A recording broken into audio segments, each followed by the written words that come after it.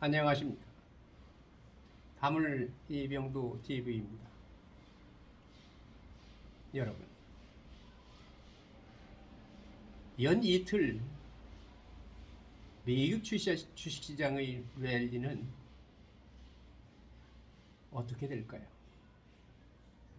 미국 주식시장 랠리는 어느 정도 버틸 수 있지만 한 가지 큰 장애물이 있다는 것이 지적되고 있습니다.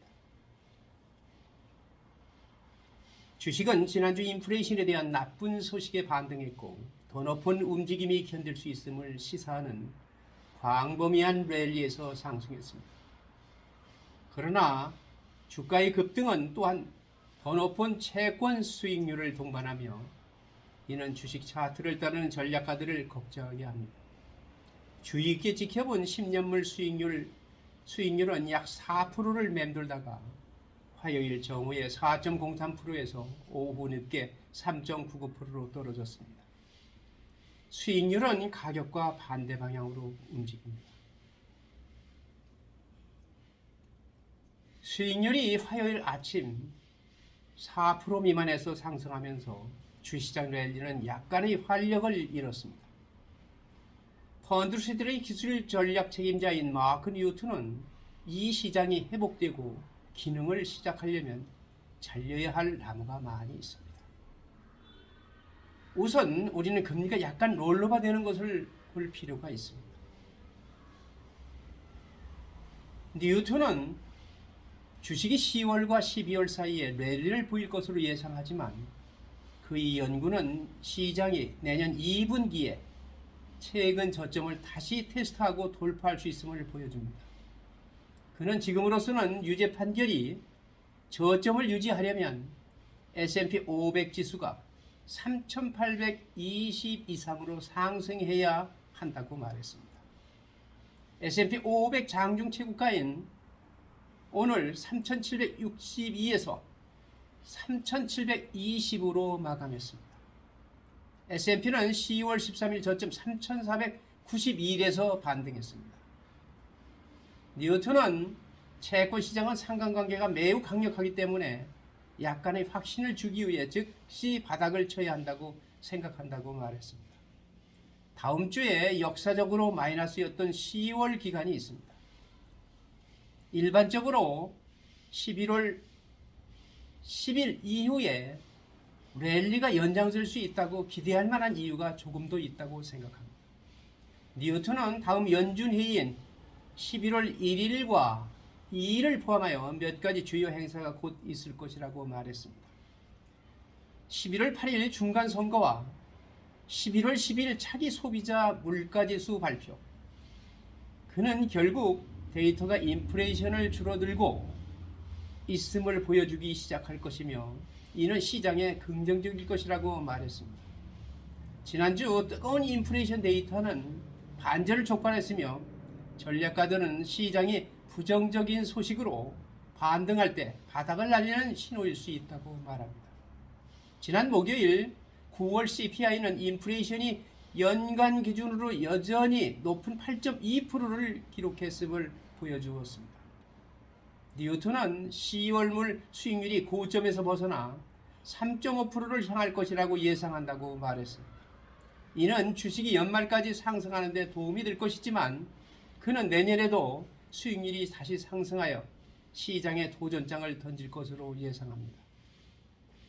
오펜하이머의 기술 전략가인 아리 왈도는 10년물 수익률이 주식의 핵심 수준인 3.5%로 후퇴하는 것을 보고 싶다고 말했습니다. 그러나 그는 랠리의 힘에 고무되어 이것이 새로운 강세장을 시작할 가능성이 있다고 말했습니다. 일반적으로 말해서 효과가 있는 성장과 가치의 주머니가 있을 것입니다. 라고 그는 말했습니다. 우리는 이 상승세에서 기술 분야의 주머니가 잘 될 것으로 기대합니다. 여기에 좋은 기회가 있습니다. 우리는 시간의 지평을 열고자 합니다. 금리가 낮아지기 시작할 때까지는 해당 지역에 대한 위험이 남아 있습니다.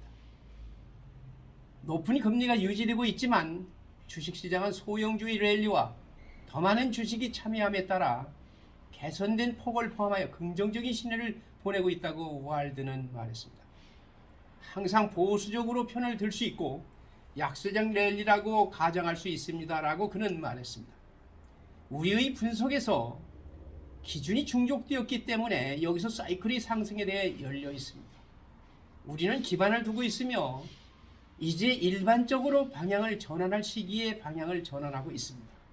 나는 적어도 연말까지 추가적인 역추세 움직임을 위한 설정이라고 생각합니다.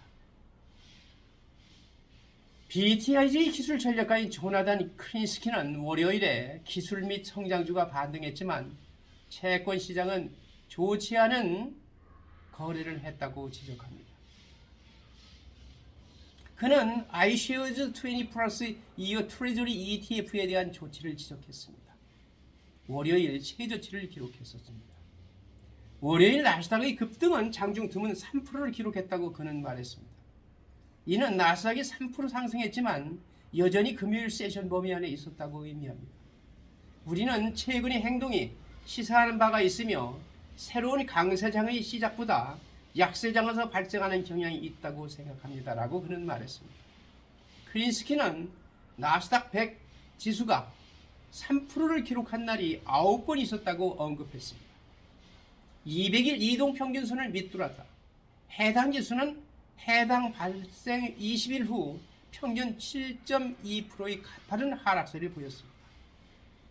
그는 메모에서 우리는 우리가 이 약세장의 마지막 끝에 있다고 생각하지 않으므로 이 랠리를 약화시킬 경향이 있다고 썼습니다.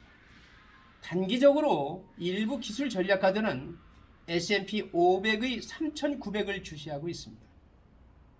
T3 라이브닷컴의 파트너인 스캇 레들러는 첫 번째 장애물은 3,800에 가깝지만 궁극적으로 몇 주 안에 몇 가지 작은 일이 제대로 진행되면 3,900이 발생할 수 있을 것 같습니다.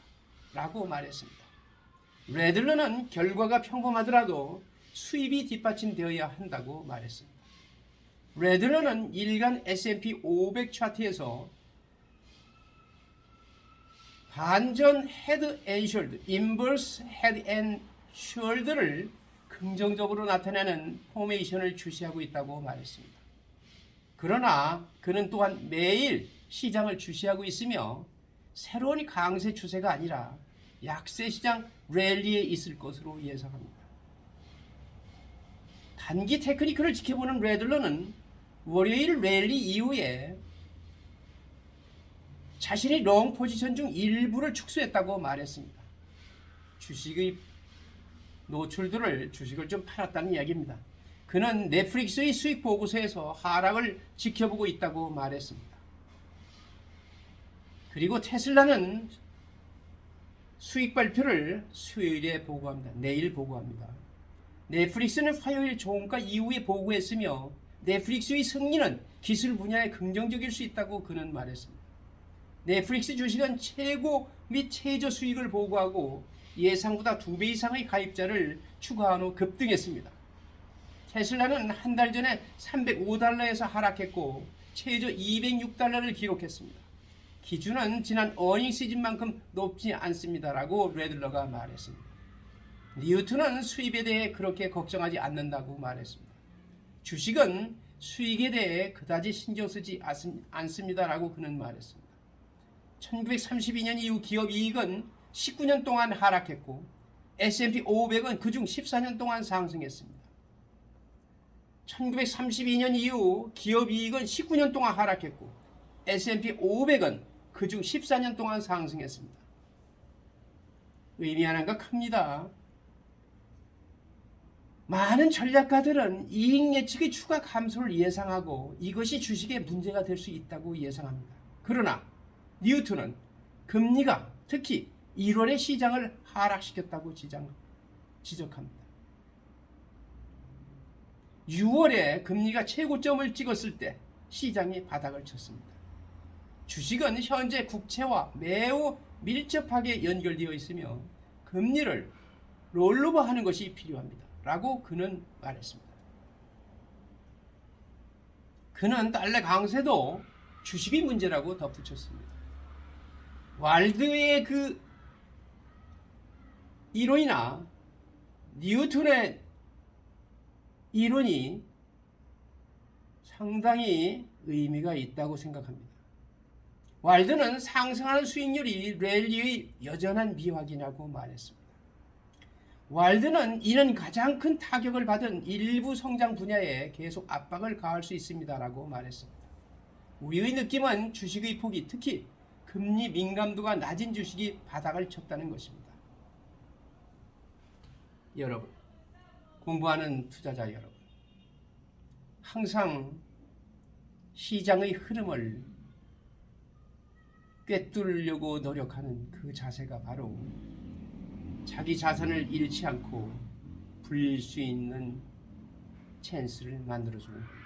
거기에 기회가 있는 것입니다. 공부하는 투자자 여러분, 오늘 역시 여러분이 시청해 대단히 감사합니다. 감사합니다.